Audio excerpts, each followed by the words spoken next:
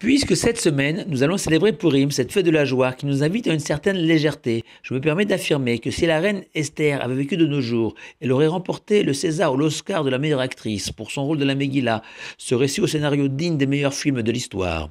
Femme exceptionnelle, elle est une des 7 prophétesses du peuple juif selon le Talmud, une beauté unique toujours selon le Talmud, et Esther va se trouver entraînée, contrainte et forcée dans une aventure où elle devra sauver le peuple juif menacé d'extermination. Mordechai, Mardoché son oncle, l'informe du terrible décret pris par son mari, le roi Achashvérosh Assuérus, sous la pression du redoutable Aman. Et Mordechai la supplie au nom de tous de profiter de sa position pour intercéder auprès d'Achashvérosh. Et là, à la surprise générale, en guise d'intervention, Esther va organiser un festin avec comme seul invité le roi et Aman, notre pire ennemi. Démarche a priori incompréhensible devant l'urgence du péril menaçant les juifs du royaume. Le Talmud va apporter 12 raisons possibles pour expliquer cette invitation singulière. Ainsi, Rabbi Yehuda dit qu'Esther, dont tout le monde ignorait la judaïté, a agi ainsi afin que personne ne se doute de sa religion, la voyant inviter le pire des antisémites, ce qui lui confère une plus grande liberté de manœuvre vis-à-vis d'Achashvérosh et de se conseiller en étant perçue comme non-juive. Rabbi Yoshua préfère voir dans cette invitation une volonté de neutraliser Aman en le rassasiant de nourriture et d'honneur, car un homme repu perd de son agressivité et de sa haine. Rabbi Shimon ben Menassia perçoit cette invitation comme une espèce de prière adressée à Dieu. Regarde au Tout-Puissant, moi Esther, la prophétesse, qui suis contrainte par les circonstances de me déshonorer au point de devoir inviter un mécréant tel Aman.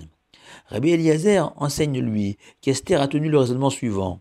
Les festins sont des moments d'ivresse chez les Perses. C'est lors d'un tel repas qu'Achashvérosh a décidé, sur le conseil d'Aman, de tuer sa première épouse Vashti. Peut-être que lors de ce festin, la roue va tourner et Achashvérosh changera d'avis. Un peu dans le même esprit, Rabbi aussi enseigne qu'Esther a souhaité qu'Aman soit présent auprès d'elle et de son mari Achashvérosh, en espérant qu'un imprévu quelconque survienne lors de ce festin et perturbe les bonnes relations entre Aman et son mari. Et Rabban Gamliel ajoute qu'Esther savait qu'Achashvérosh était versatile, et que s'il changeait d'avis et décidait de tuer Aman plutôt que les Juifs, il valait mieux qu'Aman soit présent pour immédiatement pouvoir l'exécuter avant qu'Achashvérosh ne change encore d'avis.